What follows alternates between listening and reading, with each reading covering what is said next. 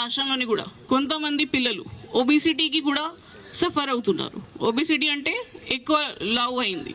So ఎలా అవుతుంది పిల్లలకి? అది వాళ్ళే పేరెంట్స్ ఎక్కువ తినిపిస్తున్నారా? అట్లాంటి లేదు, కానీ కరెక్ట్గా తినిపించట్లేదు. సో రెండు రకంగా మనం ఆలోచించాల్సిన ఉంటుంది. ఆకలి అయినప్పుడు ఏదో ఉంటే అది తింటున్నాము, చిప్స్ తింటున్నాము, ఏదో నమ్కీన్ తింటున్నాము, బిస్కెట్ తింటున్నాము, అట్లాంటివి కాకుండా కరెక్ట్గా తినాలి.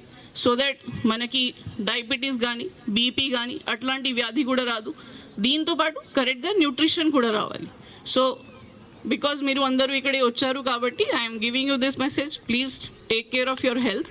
తర్వాత కూడా మీకు ఏదైనా ఇబ్బంది రాదు కాబట్టి please make sure that you make yoga a part of your daily schedule and కరెక్ట్గా డైట్ తీసుకొని పాజిటివ్ అప్రోచ్ ఉండాలి లైఫ్కి. ఏదైనా సమస్య ఉన్నా కానీ you have to go head with a positive mind set. Me goal మీద ఫోకస్ చేయాలి, మీ లక్ష్యం మీద ఫోకస్ చేయాలి.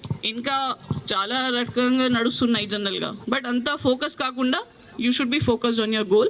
So make sure you have that mindset, and I wish all the best to all the students who have participated here. Thank you.